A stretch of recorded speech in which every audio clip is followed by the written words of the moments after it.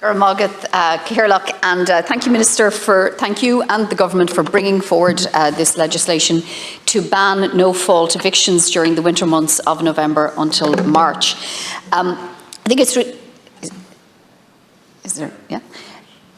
My apologies. Yeah, that was done to me yesterday as well. It's extremely rude. Sorry. Apologies. Is there an issue with... There was a question as to the running order, but as I was trying to explain without interrupting... It's okay, go ahead. ...is that it's government opposition. Government. Thank you. Everybody in agreement? I'll wait. I don't mind. Okay. Okay. So thank you, Minister, for bringing forward, and thank you and the Government for bringing forward this ban on evictions, residential no-fault evictions during the winter months of November through until March. I think it is really important as we start this debate that we all stop for a moment and take stock of the context of this legislation. So the context of it is that we have almost 11,000 people in emergency homeless accommodation of some form or another. We have on top of that more than 50,000 Ukrainians have arrived in our country, and at least 45,000 of them are in some form of, again, emergency temporary accommodation. They are not in what they would consider to be their homes. And in addition to that, there is roughly another 10,000 between direct provision and international protection, all in emergency accommodation. So I think when anybody is watching this debate, they need to keep that in mind, that we're talking about a very sizable portion of our population, of people in our country today, who don't have a permanent home. That's the first thing I'd say.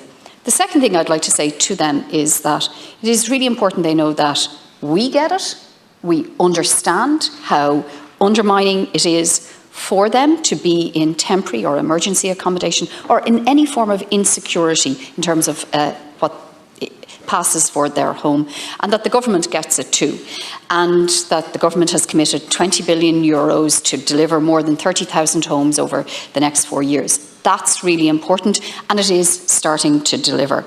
But I suppose in the reality of the day today, and I'm talking to people every day, today, yesterday, who are actually getting notices to quit, it is incredibly unnerving for them. It is destabilising, and it absolutely undermines their ability to go to work, to go to school, to go to college, to just get on with their lives. So we wholeheartedly welcome and support the legislation. There is no escaping the reality of the fact that there is a shortage of supply out there, a shortage of adequate housing. And I suppose, you know, a consequence of whatever, 10 years of undersupply, but the efforts that have been made now to increase supply are very significant. And it's important also to recognise that there is supports there, financial supports, and those financial supports, $1 billion a year being spent on rental assistance payment and HAP, and the decision as well to mandate local authorities to where a rental property is being sold with a tenant in situ, to buy that property, to keep the tenant in the property, to ensure that they don't enter homelessness. That is a practical, pragmatic measure. I know from a city council perspective it is one that was introduced a number of years ago, but it has been rolled out to all local authorities. And Minister, I suppose after this debate, I would also like you to go to the local authorities and to re-emphasise that message to them, because I am hearing anecdotally from some of my colleagues around the country, from some local authorities, that not all local authorities are embracing that. They're not taking it on. And the reality of it is for the local authorities, for the state, if you put a family into a family hub for a year, the financial cost, and this is only one element of the cost, but the financial cost is 70 grand, you know, like that's 70 grand, but it's such an inadequate form of housing for a family, and it is an unnecessary cost. If the local authority buy the house with the tenant in situ, it can avoid the financial cost, but all of the emotional, psychological damage as well that is done in that instance. I think it is really important when we move on from this, and I'm really hopeful that the legislation will be passed today and will be speedily enacted so that it can come into effect and it can be there to protect until next April at least. And I also support the staggered then phasing in of notices to quit. It gives some time to increase the housing stock, not enough. Keep in mind, local authorities are saying that The delays on housing, biggest part of the delay in housing is planning. They say they build in a year into their plan to actually a 4-year plan to deliver from concept to keys being handed to tenants in a new social housing development. They say it's 4 years. They say they build into that a year for planning. They say where there are objections, it adds another 3 to 4 years.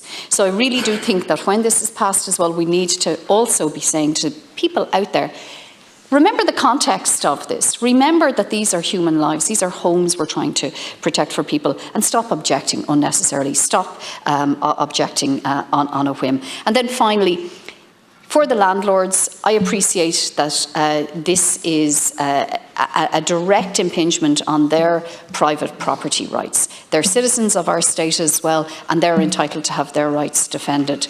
And I recognise that, but this is an emergency situation, as I outlined. All of the state's resources are being used in terms of finance, in terms of land, in terms of all available resources to address the housing crisis, to not impinge on their private property rights. But I do think, Minister, that we need to get to the point, and I know you and government have undertaken and have mandated the Housing Commission to bring forward proposals on a right to housing in the referendum. I would appreciate if you can today update the House on what progress is being made. The Commission had a public consultation. We're expecting a report on that. But until such time as we as a state decide to insert the right to housing into our constitution, there will always be this debate. There will always be this pushback. And the right to an adequate and secure home should be a basic human right. It is a basic human right, in my opinion, and it should be enshrined in our constitution. Gur Malgath.